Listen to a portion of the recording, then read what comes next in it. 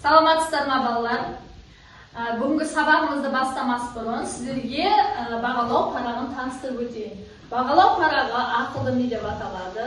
Бұл бағалау парағына сіздер әр тапсырманы орындаған сайын мына жерде дөңгелектеп ручкамен белгілеп кетесіздер. Бағалау парағына аты жөндеріңізді жазып қойыңыздар. Бәріңіз көтеріңіздерші, бәріңізге таратты ма бағалау парағын? Өте жақсы. Аты жөндеріңізді жазып қойсаңыздар, бүгінгі тақырыпты бастайық. Үй тапсырмасына біз SketchUp программасының құрал саймандарын бергенбіз, я? VLOOKUPs программасы бойынша үй тапсырмасын пысықтап өтейік. Кәні, бұл жерде үй тапсырмасында әр құралдарды өзіне атауларына сәйкестендіру керек. Ал кезекке кезек шығайық. Апай, мен шығайыншы. Жылдам. Апай, мен шығайын. Апай. Келесі.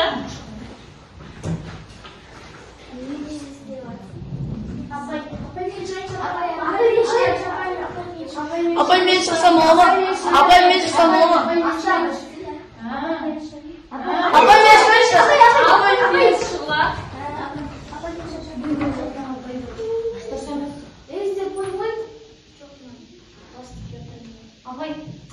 Bir alып kesек işte. Anam sosu orada var.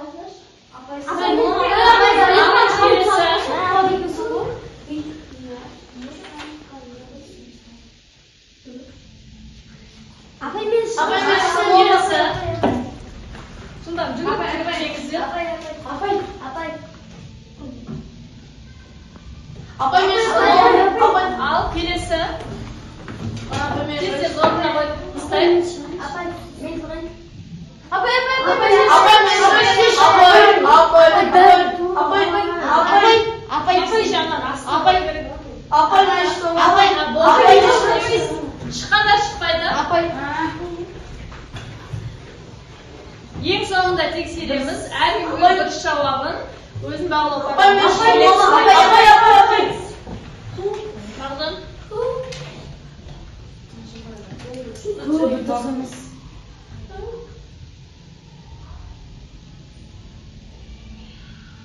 Ал кеңіз.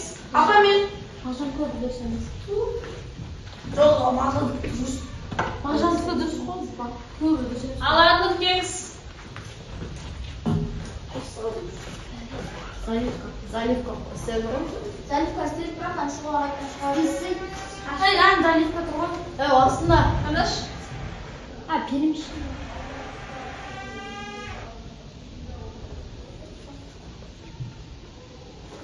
Болды ма? Бәрі бітті ма?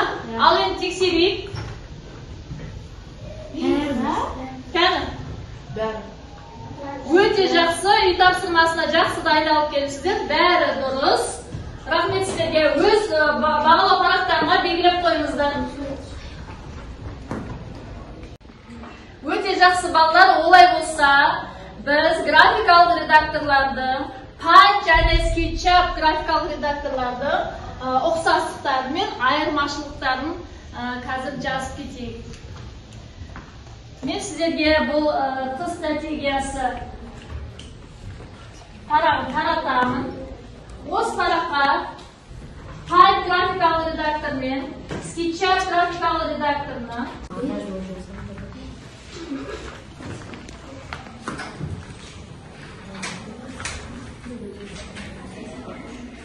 жазамыз.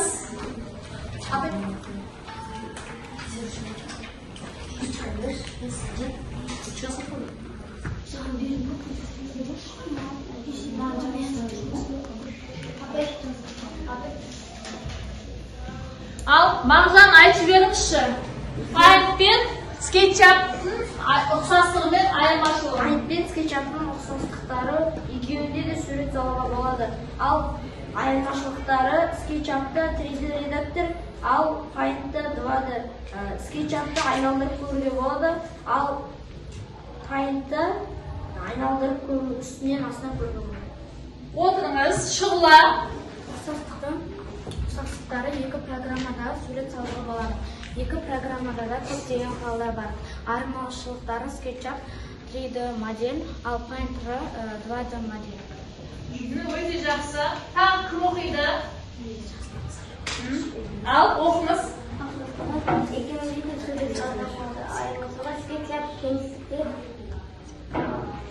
Painter жазықтар салынады. Өте жақсы. Ал оқып жіберіңіз. Ұқсастығы екеуінде де фигура сала аламыз, сурет сала аламыз. Айырмашылығы Paint кеңістікте, SketchUp жазықтықта салынады. Өте жақсы. Тағы SketchUp программасында құралдар сайманы бізде көптеу, иә? Мүмкіншілігі де көп. Жақсы, рахмет балалар. Бағалау парақтарына белгілеп қойыңыздар. Олай болса, қазір ой қозғау. Қазір сіздерге мен түрлі фигуралар беремін. Сол фигуралар неге ұқсайды, соны сіздер айтып отырасыздар. Мына фигура неге ұқсайды? Шар. Дұрыс айтасыз. Конус.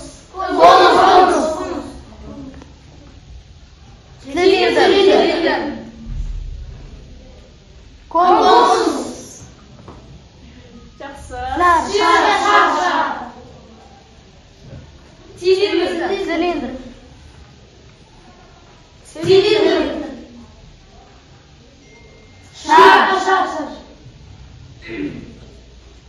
Ал, балалар, енді біз қандай фигураларды қойдық? Үлестірдік. Олай болса, бүгінгі сабағымыз қандай сабақ болады деп ойлайсыздар? Дұрыс айтасыздар. SketchUp программасында бүгін конусты, цилиндрді және шарды салатын боламыз. Тақтаға назар аударыңыздар.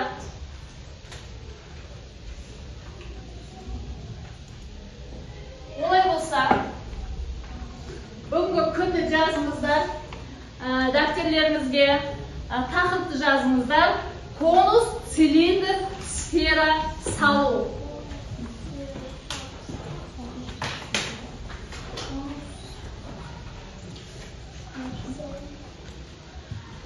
Ал балалар,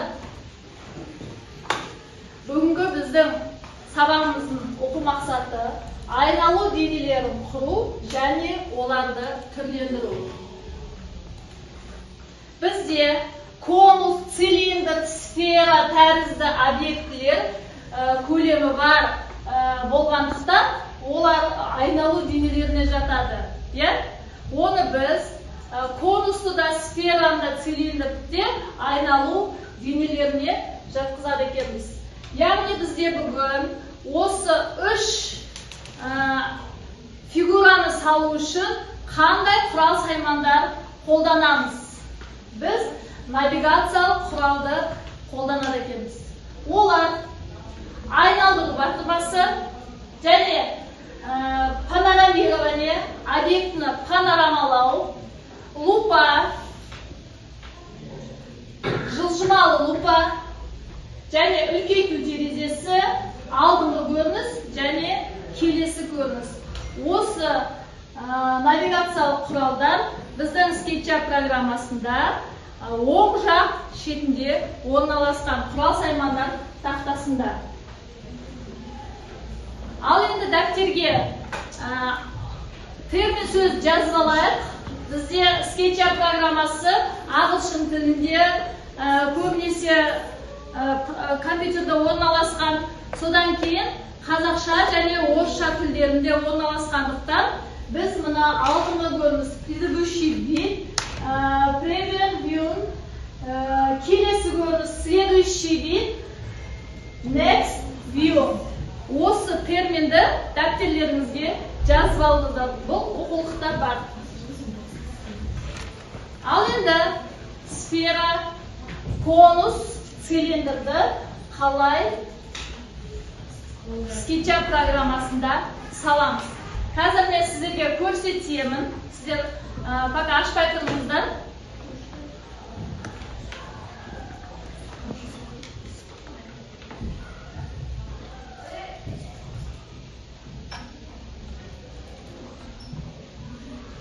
Жұмыс столынан скетчер программасын ашасыздар.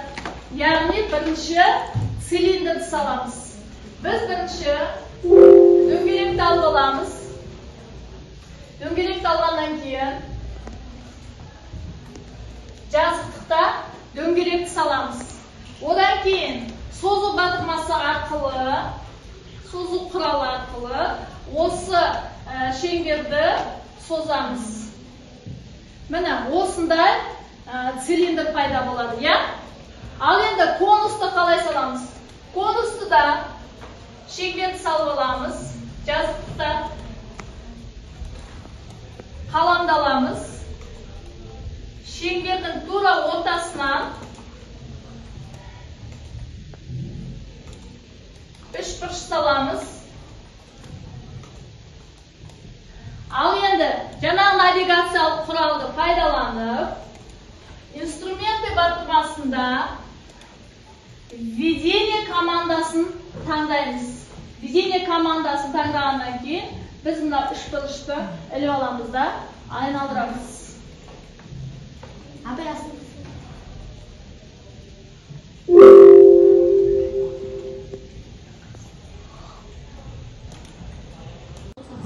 Конусты салдық. Енді сфераны саламыз. Сферанда шеңбер құралын пайдаланамыз. Шеңбер құралын пайдаланып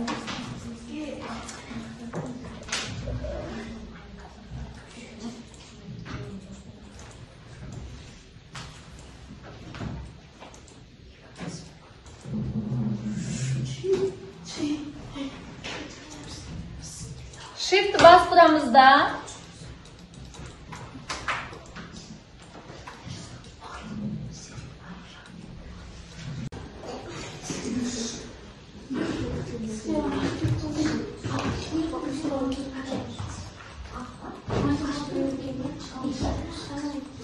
söz boyu salvatırma boyamacatısı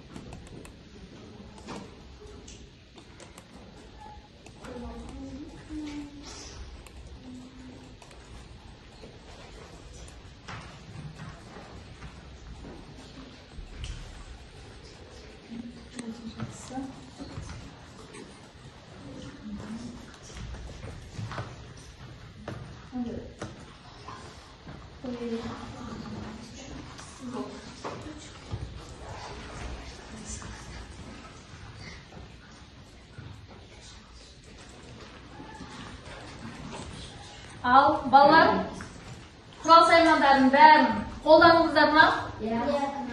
Олай болса, үш фигураны да салғандарыңыз бағалау парағына белгілеп қойыңыздар.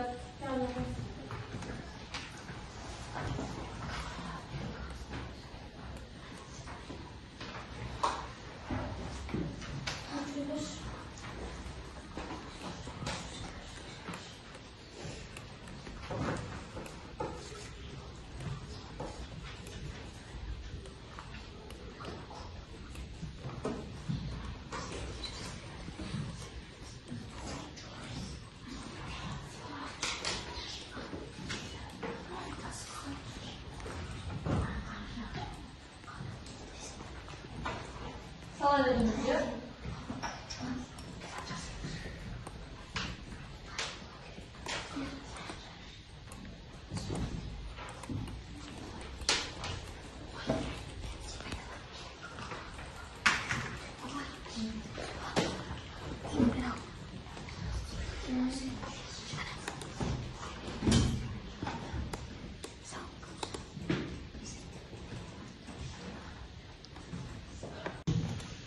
Олай болса, балалар бәріміз салып болсақ, 3 фигураны бағалау парағына белгілеп болсақ, бүгінгі сабағымызды пысықтайық.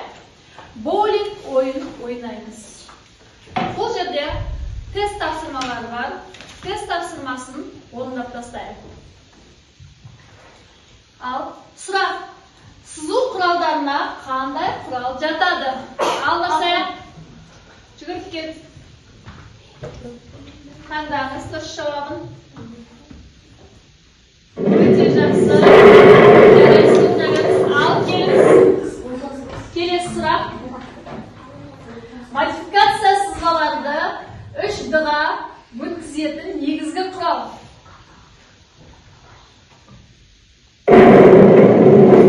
Дұрыс емес екен, иә? Қате жауап. Келесі сұрақ. Тағы осы сұрақ қайталайық. Таңдаңыз дұрыс жауабын. Өзіңіздің парағыңызға белгілеп қойыңыз. Өтіп жатқан қандай жатырмыз қазір?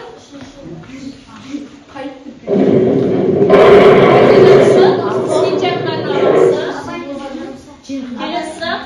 Навигациялық құралдарға қай құрал жатады?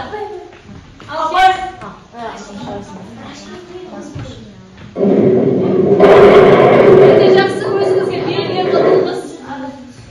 Келесі сұрақ. Қоқыс салуға пайдаланатын құрал. Келе қойыңыз.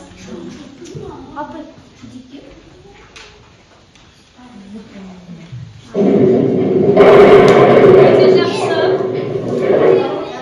Парағыңызға белгілеп алыңыз. Цилиндр салуға құрал.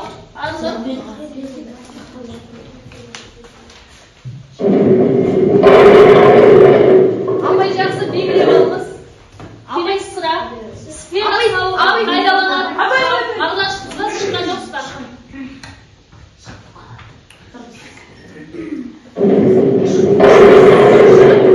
Өте жақсы белгілеп алыңыз. Келесі сұрақ. Навигациялық құралдар қай бөлімде орналасқан?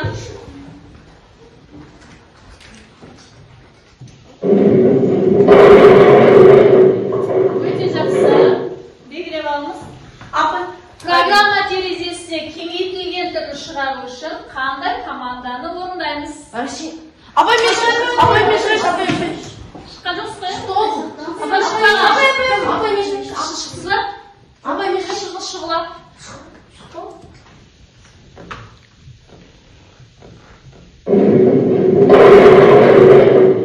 Өте жақсы. Рахмет. Осымен сабағымызды қорытындыладық балалар, иә? Бұл сабақта навигациялық құралдарды пайдаланып, біз сфера, конус, цилиндрді салуды үйрендік. Ал енді қолымыздағы бағалау парағын аламыз.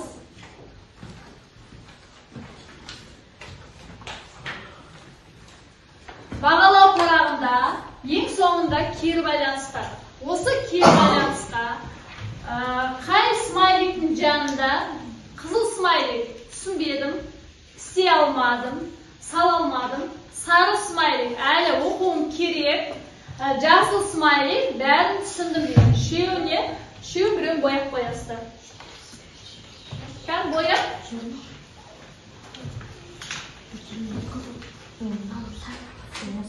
Бояп қойдыңыздар ма? Олай болса балалар, бағалау парақтарындағы балдарды айтып жіберіңіздер маған. Нұрсай айтып жіберіңіз. 9 балл. 9 балл. Өте жақсы. 10 балл. Молодец, өте жарайсыз. 9 балл. Арныл? 9. Өте жақсы. 10.